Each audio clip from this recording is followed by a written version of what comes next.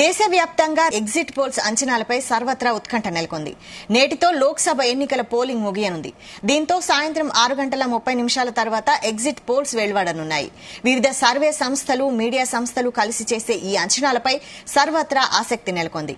ప్రధాని నరేంద్ర మోడీ చెబుతున్నట్టుగా అబ్కే బార్ 400 పార్ సాధ్యమయ్యేనా? బీజేపీకి సొంతంగా సీట్లు తగ్గుతాయా, పెరుగుతాయా? విపక్ష ఇండియా కూటమి పుంజుకుంటుందా? ఆంధ్రప్రదేశ్లో ట్రెండ్ ఏంటి?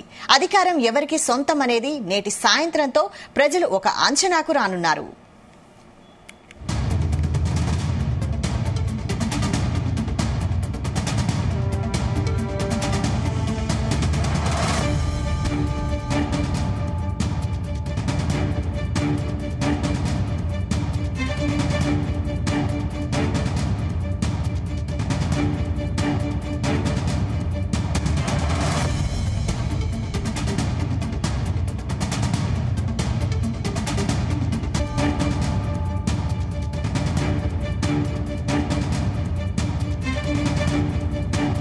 ఇవాళ వెలువడబోయే ఎగ్జిట్ పోల్స్ అంచనాలపై సర్వత్రా ఉత్కంఠ నెలకొంది. నేటితో లోక్సభ ఎన్నికల పోలింగ్ ముగియనుంది. దీంతో సాయంత్రం 6:30 తర్వాత ఎగ్జిట్ పోల్స్ వెలువడనున్నాయి. వివిధ సర్వే సంస్థలు, మీడియా సంస్థలు కలిసి చేసే ఈ అంచనాలపై సర్వత్రా ఆసక్తి నెలకొంది. ప్రధాని నరేంద్ర మోడీ చెబుతున్నట్టుగా అబ్కే బార్ 400 పార్ సాధ్యమయ్యేనా? బీజేపీకి సొంతంగా సీట్లు తగ్గుతాయా, పెరుగుతాయా? విపక్ష ఇండియా కూటమి పుంజుకుంటుందా? ఆంధ్రప్రదేశ్లో ట్రెండ్ ఏంటి? అధికారం ఎవరికి సొంతం అనేది నేటి సాయంత్రంతో ప్రజలు ఒక అంచనాకు రానున్నారు.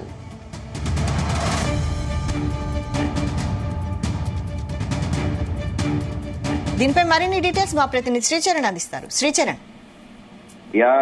Good morning Vaishali. పోలింగ్ తేదీ చివరి రోజు వచ్చే ఎగ్జిట్ పోల్ ఫలితాలు ఈ మధ్య కరెంట్ ట్రెండ్స్ అయిపోయాయి. అవి చాలా ఆసక్తి కూడా, వీటిపైన ఆసక్తి కూడా పెరిగిపోయింది. అన్ని సందర్భాల్లో కూడా 100% ఖచ్చితంగా కూడా ప్రెడిక్షన్స్ అనేవి కానీ సెఫాలజిస్టులు అంచనా వేస్తున్నట్టు కాకపోయినా కూడా, గతంలో దారుణంగా అంచనాలు తప్పినా కూడా ఎగ్జిట్ పోల్స్ పైన మాత్రం ఆసక్తి తగ్గడం లేదు సరికదా. ప్రతిసారి కూడా పెరుగుతూ ఉంది. అలాగే కొద్ది నెలల కిందట జరిగిన 5 రాష్ట్రాల ఎన్నికల్లో ఒక్క తెలంగాణ స్టేట్ తప్పిస్తే మిగిలిన రాష్ట్రాల విషయంలో కూడా ఎగ్జిట్ పోల్స్ అంచనాలు కూడా తప్పాయి. మధ్యప్రదేశ్, రాజస్థాన్లపై ఒక్కొక్కరు ఒక్కొక్క అంచనా వేశారు. ఛత్తీస్గఢ్ ఫలితాలపై అయితే దాదాపు కూడా అందరూ కూడా తమ ప్రెడిక్షన్ తప్పిపోయిందని చెప్పుకోవాలి. ఎందుకంటే అలాంటి పరిస్థితులలో కూడా, ఇలాంటి పరిస్థితులలో ఎగ్జిట్ పోల్స్ ని ఎలా చూడాలి, వాటిని ఎంతవరకు నమ్మాలి అనేది కూడా ఇప్పుడు ఒక క్వశ్చన్ మార్క్ ఉంది.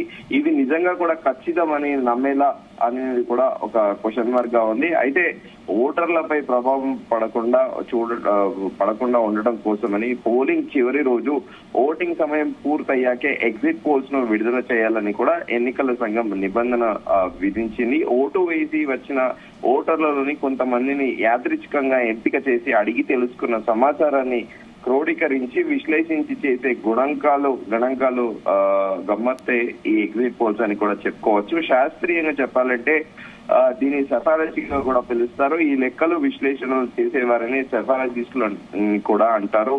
ఈ ఎగ్జిట్ పోల్స్ ఖచ్చితత్వం అనేది అనేక అంశాలపైన కూడా ఆధారపడి ఉంటుంది. సర్వే చేసే సంస్థ ప్రామాణికత, అది ఎవరి కోసం పనిచేస్తోంది, తొలుత గమనించాల్సిన అంశము ఎంత మందితో సర్వే చేస్తున్నారు అనేది కూడా కీలకం. వారిలో లైక్ డిఫరెంట్ కైండ్ మతాలు, కులాలు, జెండర్, యువకులు, మహిళలు, ఇలా అనేది కూడా వారు ఎవరితోనే సర్వే చేస్తున్నారు అనేది కూడా చాలా ప్రాధాన్యము. అలాగే ఎంత ఎక్కువ మందిని సర్వే చేస్తే ఖచ్చితత్వం అంతగా ఉంటుందనేది కూడా ఒక నమ్మకం. సాధారణంగా ఓటు వేసి వచ్చిన తర్వాత ఓటర్లను నేరుగా గానీ, టెలిఫోన్ ద్వారా గానీ సంప్రదించి వారి నుంచి సర్వేయర్లు సమాచారం సేకరిస్తారు. తర్వాత దాన్ని విశ్లేషించి ఆయా పార్టీలకు వచ్చే ఓట్ల శాతాన్ని కూడా ఓట్లను అంచనా వేస్తా ఉంటారు. అయితే కొన్ని సార్లు కూడా అంచనా తప్పుతుంది, కొన్ని సార్లు అంచనా తప్పనివి కూడా ఉన్నాయి.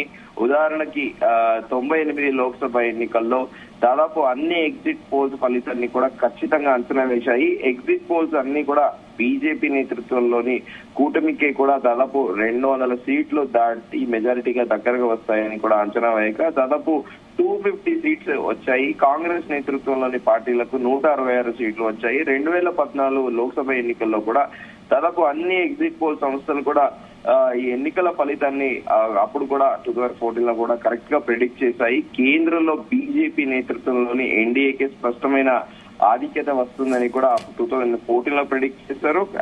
కరెక్ట్ గానే 2014 లో బీజేపీ గవర్నమెంట్ ఫామ్ చేసింది. అలాగే 2019 లోక్సభ ఎన్నికల్లో కూడా సిమిలర్ గా అందరు కూడా అన్ని సంస్థలు కూడా సెఫాలజిస్టులు కూడా సిమిలర్ గా 2014 లో ఏదైతే ప్రిడిక్ట్ చేశారో 2019 లో కూడా అలాగే అంచనా వేశారు. కాకపోతే 2021 అసెంబ్లీ ఎన్నికలు కేరళ, పశ్చిమ బెంగాల్, తమిళనాడు, అస్సాం, పుదుచ్చేరి రాష్ట్రాల్లో కూడా ఎన్నికలు జరిగాయి. కేరళలో లెఫ్ట్ డెమోక్రటిక్ ఫ్రంట్ ఎల్డీఎఫ్ అధికారాన్ని నిలబెట్టుకుంటుందని, పశ్చిమ బెంగాల్లో మమతా బెనర్జీ నేతృత్వంలోని తృణమూల్ కాంగ్రెస్ మళ్లీ అధికారం దక్కించుకుంటుందని కూడా చాలా సంస్థలు సరిగ్గానే అంచనా వేశాయి. కానీ 2023 ఎన్నికలు తెలంగాణ అసెంబ్లీ ఎన్నికల్లో దాదాపు ఎగ్జిట్ పోల్స్ కొంతమేర కూడా మెజారిటీ కూడా అన్ని కూడా కాంగ్రెస్ గెలుస్తుందని కూడా అంచనా వేశాయి. 119 సీట్లకు గాను పలు సంస్థలు టుడేస్ చాణక్య కాంగ్రెస్ కు 71, బీఆర్ఎస్ కు 33 సీట్లు వస్తాయని కూడా అంచనా వేసింది. ఆరో సంస్థ కాంగ్రెస్ కి 27, అలాగే బీఆర్ఎస్ కు 41 నుంచి 44 సీట్లు వస్తాయని, బీజేపీకి 5 నుంచి 7 సీట్లు వస్తాయనేది కూడా అంచనా వేసింది. ఇక CNN న్యూస్ 18 అయితే కాంగ్రెస్ కి 56 సీట్లు, బీఆర్ఎస్ కి 48 సీట్లు వస్తాయని కూడా చెప్పాయి. తుది ఫలితాల్లో కాంగ్రెస్ కు 64, బీఆర్ఎస్ కు 39, బీజేపీకి 8 సీట్లు వచ్చాయి. అయితే కొన్నిసార్లు గురి తప్పుతూ ఉంటాయి, కొన్నిసార్లు అక్యురేట్ గా కూడా ప్రెడిక్ట్ చేసిన విధంగా కూడా అవుతాయి. గురి తప్పనివి మాత్రము 2004 లోక్సభ ఎన్నికలు 8 నెలల పదవీ కాలం ఉండగానే 2004లో అప్పటి ప్రధాని వాజ్పేయి సారథ్యంలోని ఎన్డీఏ ప్రభుత్వము లోక్సభను రద్దు చేసి ఎన్నికలకు వెళ్ళింది. అంతకు కొద్ది రోజుల ముందే మధ్యప్రదేశ్, రాజస్థాన్, ఛత్తీస్గఢ్ అసెంబ్లీ ఎన్నికల్లో కూడా గెలుపు ముందస్తుకు కూడా పురిగొల్పింది. అదే సమయంలో ఎగ్జిట్ పోల్స్ సైతం తిరిగి ఎన్డీఏని అధికారం చేపట్టే అవకాశాలు పుష్కలంగా ఉన్నట్లు కూడా చెప్పాయి. ఎన్డీఏ కూటమికి 330 సీట్లు వస్తాయని, ఇండియా టుడే 270కి కాస్త అటు ఇటుగా కూడా రావచ్చని మిగతా సంస్థలు కూడా అంచనా వేశాయి. కానీ ఫలితాలు మాత్రము అందుకు భిన్నంగా వచ్చాయి. ఎన్డీఏ కూటమి కేవలం 181 స్థానాలకే పరిమితం కాగా మెజారిటీ సీట్లతో అప్పుడు యూపీఏ అధికారంలోకి వచ్చింది. 2015 బీహార్ ఎన్నికల్లో కూడా బీహార్ అసెంబ్లీకి జరిగిన ఎన్నికల్లో ఎగ్జిట్ పోల్స్ అంచనాలు కూడా పూర్తిగా తలకిందులు అయ్యాయి. జేడీయూ, ఆర్జేడీ జట్టుగా బరిలో దిగి ఈ పోర్లో భాజపా కూటమికే మొగ్గు ఉన్నట్లు కూడా తెలిసాయి. అయితే అందుకు విరుద్ధంగా జేడీయూ, ఆర్జేడీకి సంయుక్తంగా 178 సీట్లు రాగా భాజపా పక్షాలకు 58 సీట్లతోనే సరిపెట్టుకోవాల్సి వచ్చింది. 2017 యూపీ ఎన్నికల్లో కూడా అసెంబ్లీకి జరిగిన 2017 ఎన్నికల్లో ఎగ్జిట్ పోల్స్ అన్ని హంగ్ ఏర్పడుతుందని చెప్పాయి. కానీ 202 స్థానాలతో భాజపా అతిపెద్ద పార్టీగా అవతరించి పాలన పగ్గాలు కూడా చేపట్టింది. పంజాబ్ ఎన్నికల్లో కూడా 2017లో జరిగిన ఎన్నికల్లో కూడా మెజారిటీ సర్వే సంస్థలన్నీ కూడా ఆప్కే పీఠం అని కూడా నొక్కి చెప్పాయి. కానీ 77 స్థానాల్లో విజయం సాధించిన కాంగ్రెస్ ఆ అంచనాలన్నింటినీ కూడా పటాపంచలు చేశాయి. ఇంకా 2020లో జరిగిన బీహార్ ఎన్నికల్లో కూడా పలు సంస్థలు ఆర్జేడీకి అనుకూలంగా సర్వే ఫలితాలు ఇచ్చాయి. కానీ బీజేపీ, జేడీయూ కూటమి అధికారం చేపట్టింది. సో ఇలా మన దేశంలో ఎగ్జిట్ పోల్స్ పైన కూడా చాలా డిఫరెంట్ కైండ్ ఒపీనియన్స్ కూడా ఎక్స్ప్రెస్ చేస్తూ ఉంటారు. ఒక్కొక్కసారి కొంతమంది అంచనాలు నిజమవుతుంటాయి, ఒక్కొక్కసారి తమ అంచనాలు కూడా తప్పుపోతూ ఉంటాయి అనేది కూడా ఒక నానుడేంది.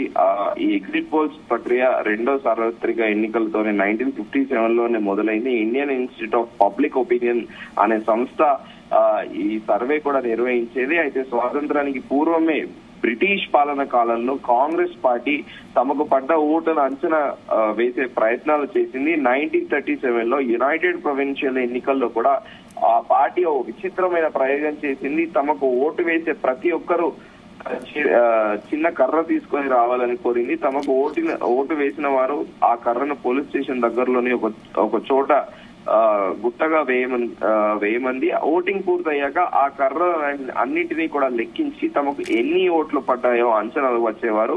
ఆ తర్వాత విజయానికి చిహ్నంగా కూడా కర్రల గుట్టలను కూడా కాల్చి సంబరం చేసుకునేవారు. సో ఈ ట్రెండ్స్ అనేటివి ఇప్పుడు కాదు, సిన్స్ 1937 నుంచే కూడా ఉన్నాయని కూడా చెప్పాలి. కాకపోతే పోస్ట్ ఇండిపెండెన్స్ అంటే భారతదేశానికి స్వాతంత్రం వచ్చాక 1957 నుంచి కూడా ఈ ట్రెండ్ అనేది స్టార్ట్ అయింది. కానీ రీసెంట్ టైమ్స్ లో మాత్రము ఇది పీక్స్ లెవెల్లో వెళ్ళింది. ఎందుకంటే గతంలో కొన్ని సంస్థలు, మీడియా సంస్థలతో పాటు సపరేట్ గా సెఫాలజిస్టులు చేసేవారు. కానీ ఇప్పుడు ఇండివిజువల్ గా ఒక్కొక్క కంటెస్టెంట్ కి సంబంధించిన కంటెస్టెంట్లు కూడా సెఫాలజిస్టులను హైర్ చేసుకొని తాము ఎక్కడ వెనుకబడుతున్నాము, ఎక్కడ ముందున్నాము అనేది కూడా ముఖ్యంగా ప్రచారంలో పీక్ స్థాయిలో కూడా ప్రచారం చేసుకుంటున్నారు. సో దీన్ని ఇప్పుడు కొన్నిసార్లు అంచనాలు నిజమవుతాయి, కొన్నిసార్లు కూడా అంచనాలు తప్పయ్యే అవకాశం కూడా ఉంది. కానీ చూడాలి ఈసారి ఈ రోజు ఈవినింగ్ ఏ విధంగా జాతీయ మీడియా సంస్థలు కానీ